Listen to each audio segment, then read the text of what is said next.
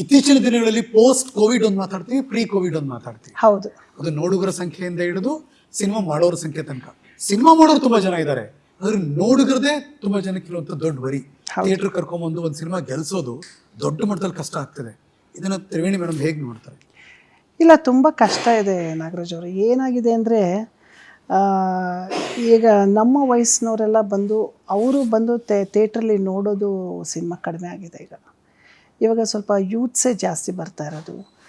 ಮತ್ತು ಅವರು ಈಗ ಏನಾಗಿದೆ, ಒಬ್ಬರು ಇವಾಗ 4 ಜನ ಹೋದರೆ 4 ಜನ ಸಿನಿಮಾ ನೋಡಿ ಚೆನ್ನಾಗಿಲ್ಲ ಅಂದರೆ ಅದು ಮೌತ್ ಪಬ್ಲಿಸಿಟಿ ಬೇಗ ಆಗುತ್ತೆ. ಈಗ 40 ಜನ ಹೋಗ್ಬೇಕು ಅಂದ್ಕೊಂಡ್ರು ಹೋಗಲ್ಲ. ಒಬ್ಬ ಇವಾಗ ನನ್ನ ಮನೆಯಲ್ಲೇ ತಗೊಳ್ಳಿ, ನನ್ನ ಅಣ್ಣ ಯಾರಾದರೂ, ನನ್ನ ಅಣ್ಣನ ಮಗ ಯಾರಾದರೂ ಒಂದು ಸತಿ ಸಿನಿಮಾ ನೋಡ್ಕೊಂಡು ಬಂದು, ಅಯ್ಯೋ ಇಲ್ಲಮ್ಮ ನೀವೆಲ್ಲ ನೋಡೋಂಗಿಲ್ಲ ಸಿನಿಮಾ ಅಂದರೆ ಮುಗೀತು. ಯಾರೂ ಹೋಗಲ್ಲ. ಫಸ್ಟ್ ಆಫ್ ಆಲ್ ಟೈಮ್ ಇಲ್ಲ, ಜನಕ್ಕೆ ಟೈಮ್ ಇಲ್ಲ. ಟೈಮ್ ಇದ್ದರೂ ಕೂಡ ಸಿನಿಮಾ 2 ಗಂಟೆಗಳ ಕಾಲ ಕೂತು ನೋಡೋ ಅಷ್ಟು ಪೇಷನ್ಸ್ ಇಲ್ಲ.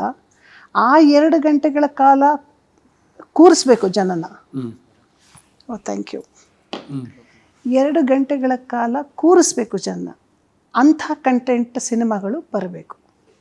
ಈಗ ಏನಾಗ್ತಾ ಇದೆ ಅಂದರೆ, ಮೊದಲೆಲ್ಲ ಅಣ್ಣವ್ರ ಫಿಲ್ಮ್ಸ್ ಆಗಲಿ, ವಿಷ್ಣು ಸರ್ ಫಿಲ್ಮ್ಸ್ ಆಗಲಿ, ಫ್ಯಾಮಿಲಿ ಸೆಂಟಿಮೆಂಟ್ ಸಿನಿಮಾಗಳಾಗಲಿ ಯಾಕೆ ಜನಗಳಿಗೆ ಇಷ್ಟ ಆಗ್ತಾಯಿತ್ತು ಅಂದರೆ, ಅದರಲ್ಲಿ ಮಾರಲ್ ಇರ್ತಾಯಿತ್ತು, ನಾವು ತಿಳ್ಕೊಳ್ಳೋದು ಬಹಳ ಇರ್ತಾಯಿತ್ತು. ಈಗಿನ ಸಿನಿಮಾಗಳು ಅಲ್ಲ, ನಾನು ಹೇಳೋದು ಎಷ್ಟರ ಮಟ್ಟಿಗೆ ಇದು ಗೊತ್ತಿಲ್ಲ, ನನ್ನ ಅನಿಸಿಕೆ ಹೇಳ್ತಾ ಇದ್ದೀನಿ. ಒಂದು ಸಿನಿಮಾ ಅಂತ ಮಾಡಿದ್ರೆ ಒಂದು ಕಂಟೆಂಟ್ ಆದರೂ ಜನಗಳಿಗೆ ಮುಟ್ಟಬೇಕು, ಅವರ ಜೀವನಕ್ಕೆ ಅದು ಹತ್ತಿರ ಅನ್ನಿಸ್ಬೇಕು. ಓ ಹೌದಲ್ಲ, ಇದು ನನ್ನ ಜೀವನದಲ್ಲಿ ನಡೆದಿತ್ತಲ್ಲ, ಅಥವಾ ನನ್ನ ಸ್ನೇಹಿತನ ಜೀವನದಲ್ಲಿ ಅದು ಏನಾದರೂ ಒಂದು ಇರಬೇಕು. ಇಲ್ಲ, ಸಮಾಜಕ್ಕೊಂದು ಏನಾದರೂ ಒಂದು ಒಳ್ಳೆಯ ಮೆಸೇಜ್ ಇರಬೇಕು. ನಾನು ಬಿಲಿವ್ ನೋಡಿ, ಇವಾಗೆಲ್ಲ ನಾನು ಸಿನಿಮಾಗಳು ನೋಡಿದರೆ ನನ್ನ ನೀಸ್ ಮಗ ಬಂದು ನನಗೆ ಕಣ್ಣು ಮುಚ್ತೀನಿ. ಯಾಕಂದ್ರೆ ಅಷ್ಟು ರಕ್ತದ ಒಕ್ಕಳೆಗಳೇ ಆಡ್ತಾರಪ್ಪ. ಅದು ಸ್ವಲ್ಪ ನನಗೆ ಅಂತಲ್ಲ, ನಮ್ಮ ಮನಸ್ಥಿತಿಯವ್ರಿಗೆ ಯಾರಿಗೂ ಅಷ್ಟು ಲೈಕ್ ಆಗೋದು. ನೀವು ಔಟ್ಡೇಟೆಡ್ ನೀವು ಅಂತ ಯಾರೋ ಕಮೆಂಟ್ ಹೊಡೆದ್ರೆ ಅದು ಹೇಗಾಗುತ್ತೆ ಸರ್? ಸಮಾಜದ ಸರ್ ಒಂದು ನಿಮಿಷ, ಒಳ್ಳೇದಲ್ಲ ಅದು ಅಂತ. ಅಲ್ಲ ಸರ್, ನಾನು ಒಂದು ಹೇಳ್ತೀನಿ, ಔಟ್ಡೇಟೆಡ್ ಅಂತ ನೀವು ಹೇಗೆ ಹೇಳ್ತೀರಾ? ನೀವು ಅಲ್ಲ ಯಾರೇ ಕಮೆಂಟ್ ಮಾಡಲಿ ಹೇಗೆ ಹೇಳ್ತೀರಾ ಔಟ್ಡೇಟೆಡ್ ಅಂತ ಹೇಳಿ? ಆಯಿತು ಸರ್, ನಿಮ್ಮ ಮನೇಲಿ ಆ ಥರ ಯಾರಿಗಾದ್ರೂ ಆದರೆ ನೀವು ನೋಡೋಕ್ಕೆ ಇಷ್ಟಪಡ್ತೀರಾ? ಜಸ್ಟ್ ನೀವು ಏನೋ ಕಟ್ ಮಾಡುವಾಗ ನೈಫಲ್ಲಿ ನಿಮ್ಮ ಕೈಯಿಂದ ಬ್ಲಡ್ ಬಂದ್ರೇ ನಿಮಗೆ ನೋಡೋಕ್ಕಾಗಲ್ಲ. ಯಾಕೆ ಸರ್, ನೀವು ಹಾಸ್ಪಿಟಲಲ್ಲಿಗೆಲ್ಲ ಹೋದರೆ ಒಂದು ಇಂಜೆಕ್ಷನ್ ಮಾಡುವಾಗಲಿ ಅಥವಾ ಒಂದು ಡ್ರೆಸ್ಸಿಂಗ್ ಮಾಡುವಾಗಲಿ ಪೇಷಂಟ್ ಬಿಟ್ಟು ಅಟೆಂಡರ್ನ ಯಾಕೆ ಹೊರಗಡೆ ನಿಲ್ಲಿಸ್ತಾರೆ? ಅದು ನೋಡಿದಾಗ ಅವ್ರಿಗೆ ಒಂದು ತಲೆ ಸುತ್ತು ಬರ್ಬೋದು, ಇಲ್ಲ ಅದು ನೋಡಿದಾಗ ಗಾಬರಿ ಆಗ್ಬೋದು, ಅಥವಾ ಅದು ನೋಡೋಕ್ಕಾಗದೇ ಇರ್ಬೋದು. ಆ ಮನಸ್ಥಿತಿಯಲ್ಲಿ ಪ್ರತಿಯೊಬ್ಬ ಮನುಷ್ಯನ ಮನಸ್ಥಿತಿನೂ ಆ ಥರ ಇರುವಾಗ ನೀವು ಚಿತ್ರದಲ್ಲಿ ಅಷ್ಟೊಂದು ಬ್ಲಡ್ ಶೆಡ್ಡು ಅದೆಲ್ಲ ತೋರಿಸಿದ್ರೆ ಹೇಗಾಗತ್ತೆ? ಅದು ಹೇಗೆ ನೀವು ರಿಯಾಲಿಟಿ ಅಂತ ಒಪ್ಕೋತೀರ ನೀವು? ಸೊ ಒಂದು ಜವಾಬ್ದಾರಿ ಅರ್ಥಕೊಂಡು ಅವರು ಕೂಡ ಸಿನಿಮಾ ಮಾಡಬೇಕು. ಹೌದು ಆ ಥರ ಸಿನಿಮಾ ಮಾಡಿದ್ರೆ ವ್ಯಾಲ್ಯೂಸ್ ಇದ್ದೇ ಇರುತ್ತೆ. ಖಂಡಿತ ಸರ್, ಖಂಡಿತ ಇರುತ್ತೆ. ರಾಜ್ಕುಮಾರ ಎಂಥ ಸಿನಿಮಾ ಸರ್, ಅದರಿಂದ ನೋಡಿ ಎಷ್ಟು ಫ್ಯಾಮಿಲಿಗಳು ಒಂದಾಗಿಲ್ಲ. ಎಂಥ ಸಿನಿಮಾ ಸರ್ ಅದು. ಪುನೀತ್ ರಾಜ್ಕುಮಾರ್ ಅವರು ಈಗಲೂ ನೋಡ್ತೀವಲ್ಲ ಸರ್ ಆ ಸಿನಿಮಾನ. ನಾನು ಎಷ್ಟು ಸತಿ ಇದು ಟೆಲಿವಿಷನಲ್ಲಿ ಬಂದಾಗ ಎಷ್ಟು ಸರಿ ನೋಡಿದ್ದೀನಿ ನಾನು. ಎಷ್ಟು ಸಿನಿಮಾ. ನಾನು ಈಗ ಈ ಥರ ಮಾತಾಡೋದ್ರಿಂದ ಎಷ್ಟು ಜನಕ್ಕೆ ಇದು ಇದಾಗುತ್ತೋ ನಂಗೆ ಗೊತ್ತಿಲ್ಲ. ನನ್ನ ಮನಸ್ಸಿನ ಅನಿಸಿಕೆ ನಾನು ಹೇಳ್ತಾ ಇದ್ದೀನಿ. ಅಂದರೆ ಅಷ್ಟು ಅನುಭವ ನಿಮಗಿದೆ, ನಿಮ್ಮ ಅಭಿಪ್ರಾಯ ಹೇಳಿದ್ರೆ ತಪ್ಪೇನಿಲ್ಲ. ನನ್ನ ಮುಂದೆ ಬಂದು ತಕ್ಷಣಕ್ಕೆ ಎಲ್ಲೋ ನಿಂತು ಮಾತಾಡ್ತಿಲ್ವಲ್ಲ ನೀವು? ಸರ್, ನನಗೆ ಈಗ ನಾನು ಯಾರ ಮುಖದಿಚ್ಚಿಗೂ ಮಾತಾಡೋ ಇದು ಇಲ್ಲ ಸರ್. ಈ ನನ್ನ ಮನಸ್ಸಿಗೆ ಏನು ಅನಿಸುತ್ತೆ, ಯಾವುದು ಸರಿ ಅನಿಸುತ್ತೆ ಅಷ್ಟನ್ನೇ ನಾನು ಮಾತಾಡೋದು. 40 ವರ್ಷದ ಪಯಣ ಇದು ಸುಲಭ ಅಲ್ಲ. ರೆಡ್ ಕಾರ್ಪೆಟ್ ಅಂತೂ ಆಗಿಲ್ಲ. ಅಂಡ್ ಆ ಕುಟುಂಬದಿಂದ ಬಂದಿರೋದ್ರಿಂದ ಒಂದು ಲೆಗೆಸಿ ನಿಮ್ಮ ಜೊತೆ ಯಾವಾಗಲೂ ಇದ್ದೇ ಇದೆ. ಹೌದು. ಅದಕ್ಕೂ ಚ್ಯುತಿ ಬಾರದೇ ಇರೋ ಹಾಗೆ ನಿಮ್ಮ ಅಭಿಪ್ರಾಯವನ್ನು ನೀವು ಹೇಳ್ತಿದ್ದೀರಿ. ಹೌದು ಸರ್. ನೀವು ಈಗ ಇನ್ನೊಂದು ಹೇಳ್ತೀನಿ, ಬರೀ ನಾನು ಸಿನಿಮಾದಂತ ಅಷ್ಟೇ ಹೇಳ್ತಾ ಇಲ್ಲ, ನಾಟಕಗಳಲ್ಲೂ ಹೇಳ್ತೀನಿ ನಾನು. ನಾನು ನಮ್ಮ ಕಂಪ್ನಿ ನಾಟಕಗಳು ನೋಡೋಕ್ಕೆ ಹೋದಾಗಲೂ ಕೂಡ ನಾನಿದು ಪ್ರಶ್ನೆ ಮಾಡ್ತೀನಿ. ನಮ್ಮಲ್ಲಿ ತುಂಬ ಒಳ್ಳೆ ನಾಟಕಗಳು ಆಡ್ತಾರೆ, ಫ್ಯಾಮಿಲಿ ಸಬ್ಜೆಕ್ಟ್ ಇರ್ಬೋದು, ಅಲ್ಲೆಲ್ಲ ಹೊಡಿಬಡಿ ಕಡಿಯೆಲ್ಲ ನಾಟಕಗಳಲ್ಲಿ ಮಾಡೋಕ್ಕೂ ಆಗೋದಿಲ್ಲ, ಮಾಡೋದು ಇಲ್ಲ. ಆದರೆ ನನಗೆ ಈ ಕಾಮಿಡಿಯಲ್ಲಿ ಸ್ವಲ್ಪ ಲ್ಯಾಂಗ್ವೇಜ್ ಸ್ವಲ್ಪ ಇದಾದ್ರೂ ನಂಗೆ ನೋಡೋಕ್ಕೆ ಇಷ್ಟ ಆಗಲ್ಲ. ನಾನು ಡೈರೆಕ್ಟಾಗಿ ಹೇಳಿ ಬರ್ತೀನಿ, ಬೇಡಿ ನೀವೇ ಜನಗಳನ್ನ ಹಾಳು ಮಾಡ್ತೀರಿ. ಅವರೊಂದು ಕೇಕೆ ಹಾಕೋದ್ರಿಂದ, ಅವರೊಂದು ನಗೋದ್ರಿಂದ, ಈ ಉತ್ತರ ಕರ್ನಾಟಕದಲ್ಲಿ ಏನಂದರೆ, ನೀವು ನೋಡಿದ್ರಲ್ಲೋ ಗೊತ್ತಿಲ್ಲ, ಉತ್ತರ ಕರ್ನಾಟಕದಲ್ಲಿ ನಾಟಕಗಳು ಹೇಗಿರುತ್ತೆ ಅಂದರೆ, ಕೆಲವು ಸತಿ ಕಾಮಿಡಿಯಲ್ಲಿ ಕೆಲವೊಂದು ಪದಗಳನ್ನ ಸೇರಿಸ್ತಾರೆ. ಹೌದು, ಅಗ್ರಿ. ನಾನು ಹೇಳಿದೆ ಯಾಕೆ ಅಂತದೆಲ್ಲ ಮಾತಾಡಬೇಕು ಅಂತ, ಅದು ಜನಗಳು ಓ ಅಂತ ನಗ್ತಾರೆ. ಅಲ್ಲ ನಿಜ, ಅದು ಎಲ್ಲೋ ಒಂದು ಸರಿ ಎರಡು ಸರಿ ಸರಿ. ನಾಟಕ ಕಾಮಿಡಿ ಸೀನ್ ಬರ್ತಿದ್ದಂಗೆ ನೀವು ಅದನ್ನೇ ಹೇಳಿದ್ರೆ ಅದು ಒಳ್ಳೆ ಕ್ಲಾಸ್ ಆಡಿಯನ್ಸ್ ಬರೋದಿಲ್ಲ. ಅವ್ರು ನೋಡೋರಿಗೆ ಒಂಥರ ಮುಜುಗರ ಆಗುತ್ತೆ, ಹೆಣ್ಮಕ್ಳಿಗೆ ಮುಜುಗರ ಆಗುತ್ತೆ. ಮಾಡಬೇಡಿ. ನಮ್ಮಲ್ಲೂ ಒಳ್ಳೊಳ್ಳೆ ನಾಟಕ ಆಡ್ತಾರೆ ಸರ್. ಸಾಯಿಬಾಬಾ ಅಂತೇಳಿ ಒಂದು ನಾಟಕ ಆಡ್ತಾರೆ. ದಯವಿಟ್ಟು ಯಾವಾಗಾದರೂ ನನ್ನ ಶೋ ಇದ್ದರೆ ಹೇಳ್ತೀನಿ, ನೋಡಿ. ನೀವು ಅದನ್ನು ನೋಡಿದ್ರೆ ಸರ್, ನೀವು ಪ್ರತಿ ಸೀನಲ್ಲೂ ಕಣ್ಣಲ್ಲಿ ನೀರು ಬರುತ್ತೆ ಸರ್. ಪ್ರತಿ ಸೀನಲ್ಲೂ ಅಷ್ಟು ಒಳ್ಳೆಯ ಸಂಭಾಷಣೆನ ನಮ್ಮ ಅಣ್ಣನವರಾದ ಚಿಂದೋಡಿ ಬಂಗಾರೇಶ್ವರ್ ಬರೆದಿರೋದು. ಅವರ ನಿರ್ದೇಶನದ ನಾಟಕ ಅದು. ಅದರಲ್ಲಿ ವಿಜಯ್ ಕುಮಾರ್ ಅಂತ ನನ್ನ ಅಣ್ಣನ ಮಗನೇ ಸಾಯಿಬಾಬಾ ಪಾತ್ರ ಮಾಡ್ತಾನೆ.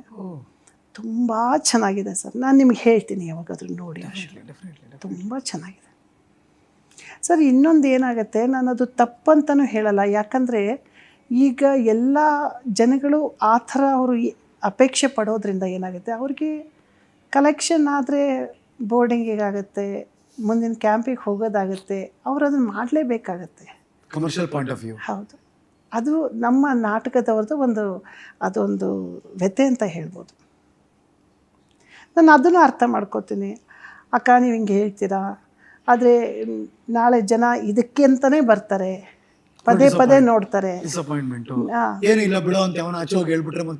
ಆಮೇಲೆ ಜೀವನದಲ್ಲಿ ಅವರು ಗೋಳುಗಳನ್ನೇ ನೋಡಿರ್ತಾರೆ, ಇಲ್ಲೂ ಬಂದು ಗೋಳು ನೋಡೋಕ್ಕೆ ಯಾರು ಬರ್ತಾರೆ, ಈ ಥರದ್ದು ಕೇಳಿದ್ದೀನಿ. ಬಟ್ ನನ್ನ ಅನಿಸಿಕೆ ನಾನು ಹೇಳಿದ್ರು, ನೀವು ಸಮಾಜಕ್ಕೆ ಒಂದು ಮೆಸೇಜ್ ಕೊಡಿ, ಫ್ಯಾಮಿಲಿ ಒಂದು ಮೆಸೇಜ್ ಕೊಡಿ, ಅಪ್ಪ ಮಗನ ಸಂಬಂಧಕ್ಕೆ ಒಂದು ಮೆಸೇಜ್ ಕೊಡಿ, ಗಂಡ ಹೆಂಡತಿ ಸಂಬಂಧಕ್ಕೆ ಒಂದು ಮೆಸೇಜ್ ಕೊಡಿ.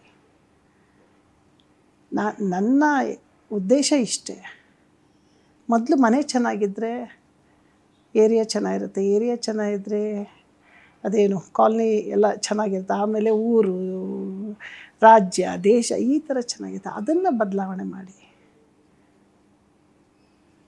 ಈಗ ನಮ್ಮ ಮಕ್ಕಳು, ನಾನು ಹೇಳ್ತೀನಿ, ನಮ್ಮ ಚಿಕ್ಕ ಮಕ್ಕಳು ಆ ಸಿನಿಮಾ ನೋಡಿದ್ರೆ ಓ ಇದೇ ಬರುತ್ತೆ. ಯಾವ ಒಂದು ಸಂಭಾಷಣೆ ಹೇಳ್ತಾರೆ ಮಕ್ಕಳು, ಯಾವುದು ಹೇಳ್ತಾರೆ? ಏನೋ ಒಂದು ಇದು ಪೆನ್ಸಿಲ್ ತಗೊಳ್ಳೋದು, ಬಾ ಬಾ ಬಾ ಬಾ ಹಿಂಗೆಲ್ಲ ಮಾಡೋದು. ಆ ಬಾಹುಬಲಿ ನೋಡ್ತಾರೆ, ಅದು ಎಲ್ಲಿಂದನೋ ಹಾರ್ತಾನೆ.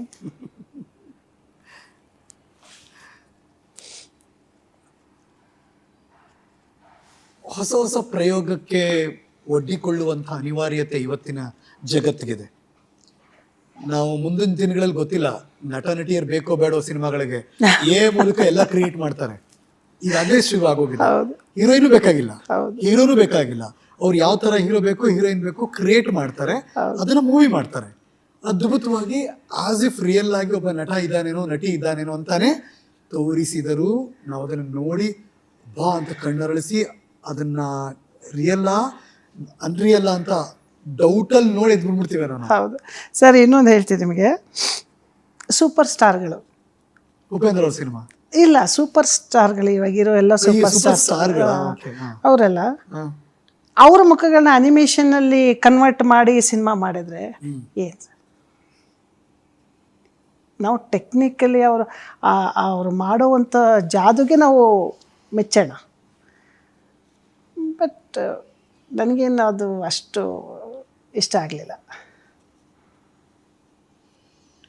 ನಿಮ್ಮ ಪ್ರಕಾರ ಕನ್ನಡ ಚಿತ್ರ ಜಗತ್ತು ಕಂಡಂತ ದಿಗ್ಗಜ ನಟ ನಟಿಯರಿದ್ದಾರಲ್ಲ, ಅವ್ರು ಕೊಟ್ಟಂತ ಮೆಸೇಜ್ಗಳೇನು? ಅಣ್ಣವರು ಫಾರ್ ಎಕ್ಸಾಂಪಲ್ ಮೆಸೇಜ್ ಏನು ಸರ್? ಒಂದಲ್ಲ, ಇಂಡಸ್ಟ್ರಿ ಏನು ತಗೋಬೇಕು ಅವರಿಂದ?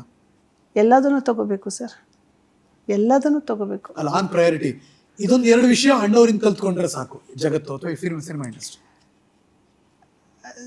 ಸರ್ ಫಸ್ಟು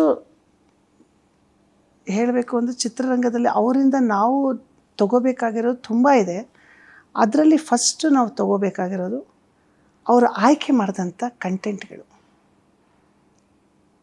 ಅವ್ರ ಕತೆ. ಹೌದು, ಎಲ್ಲ ನೀವು ಯಾವ ಚಿತ್ರ ನೋಡಿ ಸರ್, ಒಂದಾದರೂ ನಾವು ಅದರಿಂದ ಕಲಿಯೋದಿರುತ್ತೆ ಸರ್. ನಾನು ಇವರು ಬೇಕಾದಂಥ ಸಿನಿಮಾಗಳು ಮಾಡಲಿ ಸರ್, ಒಂದು ಕಂಟೆಂಟ್ ಇದರಿಂದ ನಾವು ಇದು ಕಲಿಬೋದಲ್ಲ, ಇದು ಸಮಾಜಕ್ಕೆ ಬೇಕಲ್ಲ ಅನ್ನೋದು ಬೇಕು ಅನ್ನೋದು ನನ್ನ ಅಭಿಪ್ರಾಯ ಅಷ್ಟೆ. ವಿಷ್ಣುವರ್ಧನ್ ಅವರು, ವಿಷ್ಣುವರ್ಧನ್ ಅವ್ರು ಬಿಡಿ, ಅವ್ರದ್ದು ಅಷ್ಟೇ ಸೇಮ್ ಥಿಂಗ್. ಸಮಥಿಂಗ್ ಅವ್ರದ್ದೇನೋ ಸ್ಪೆಷಲ್ ನೀವು ನೋಡಿದ್ದು, ನೀವು ಗಮನಿಸಿದ್ದು, ಇದನ್ನ ತಗೋಬೇಕು. ಅಲ್ಲ, ನಾನು ಅಣ್ಣವ್ರ ಬಗ್ಗೆ ಹೇಳ್ಬೇಕಂದ್ರೆ ಸಿಂಪ್ಲಿಸಿಟಿ, ಸರಳತೆ, ಭಾಷೆ, ಬಳಸುವ ಭಾಷೆ, ಉಚ್ಚಾರಣೆ. ಇನ್ನು ವಿಷ್ಣು ಸರ್ ನೋಡಿದ್ರೆ ಅವರು ಈಸ್ ಎ ಲೆಜೆಂಡ್. ಅದು ಏನು ಹೇಳೋಕ್ಕಲ್ಲ, ಎಲ್ಲ ಥರದಲ್ಲೂ ಇದೆ ಅವ್ರದ್ದು, ಎಲ್ಲ ಥರದಲ್ಲೂ ಇದೆ. ತುಂಬ ಜನ ಹೇಳೋದು ವಿಷ್ಣು ಸರಿಂದ ಶಿಸ್ತು. ಅಲ್ಲ, ಶಿಸ್ತು ಎಲ್ಲರೂ ಇದ್ದಾರೆ ಸರ್, ಹಾಗಂತ ಯಾರು. ನಾವು ಶಂಕರ್ನಾಗ್ ಸರ್ ಏನು, ಅವರು ಅಷ್ಟೇ, ಅವರಷ್ಟು ಫಾಸ್ಟ್ ಥಿಂಕಿಂಗು, ಫ್ಯೂಚರ್ ಬಗ್ಗೆ ಅವರು ಥಿಂಕ್ ಮಾಡಿದಷ್ಟು ಯಾರೂ ಮಾಡಿಲ್ಲ. ಈಗಲೂ ನೋಡಿ, ಸಣ್ಣ ಹುಡುಗರಿಗೆ ಸಹಿತ ಶಂಕರ್ನಾಗ್ ಸರ್ ಗೊತ್ತು, ಅಷ್ಟಿದೆ. ವಿಷ್ಣು ಸರ್ ಇಂದ ತುಂಬ ಇದೆ ಸರ್, ತುಂಬ ಕಲಿಯೋದಿದೆ. ಅಂಬರೀಷ್ ಸರಳ ಒಂಥರ, ಅವರು ಜಾಲಿ. ಆಮೇಲೆ ಪ್ರೊಡ್ಯೂಸರ್ಗೆ ತುಂಬ ಹತ್ತಿರವಾಗ್ತಾರೆ ಅಂಬರೀಷ್ ಅವರು, ತುಂಬಾ ಹತ್ತಿರ ಆಗ್ತಾರೆ. ಚಿತ್ರ ಸೋತ್ರೆ ಅವರು ಕೇರ್ ಮಾಡಲ್ಲ. ಅವ್ರ ಪಾಪ ನನಗೆ ಆಗಲ್ಲ ಅಂದರೆ ಆಯಿತು, ಆ ಒಂದು ನಿಮಗೆ ಗೊತ್ತು ಕಲಿಯುಗದ ಕರ್ಣ ಅಂತ ಹೇಳಿ ಎಲ್ಲರನ್ನೂ ಆತ್ಮೀಯ ಮಾತಾಡಿಸೋ ರೀತಿ, ಜನಗಳನ್ನ ಪ್ರೀತಿಸೋ ರೀತಿ. ಅವರು ಹೊರಟೇ ಮಾತಾಡಿರ್ಬೋದು, ಆದರೆ ಅವರ ಮನಸ್ಸು ಮಾತ್ರ ತುಂಬಾ ಮಗು ಇದ್ದಾಗೆ ಅವರು. ಆಮೇಲೆ ಅಂಬರೀಷ್ ಅವ್ರದ್ದು ಇನ್ನೊಂದು ಸರ್, ಎಲ್ಲರನ್ನೂ ಅವ್ರು ನಂಬಲ್ಲ ಸರ್, ನಂಬ್ತಿರ್ಲಿಲ್ಲ. ಅವ್ರು ನಂಬ್ತಿರ್ಲಿಲ್ಲ, ಎಲ್ಲರನ್ನೂ ಮಾತಾಡ್ಸೋರು, ಎಲ್ಲರ ಕಷ್ಟಕ್ಕೂ ಆಗೋರು. ಅವ್ರಿಗೆ ಇವರು ನಿಜನ ಸುಳ್ಳ ಇವರಲ್ಲಿರೋದು ಅಂತೇಳಿ ಅವರಿಗೆ ಕಂಡುಹಿಡಿತಾ ಇದ್ರು ಅವರು. ಇವಾಗ ನಾನು ಹೋಗ್ಬಿಟ್ಟು, ಅಣ್ಣ ನನಗೆ ಹಿಂಗೆ ಕಷ್ಟ ಇದೆ ಅಂದರೆ ಹೋಗ ಅನ್ನೋರು ಅವರು. ಅಂದ್ರೆ ಗೊತ್ತಾಗೋದು ಸರ್, ಹೌದು ಫೇಕ್ ಅಂತ.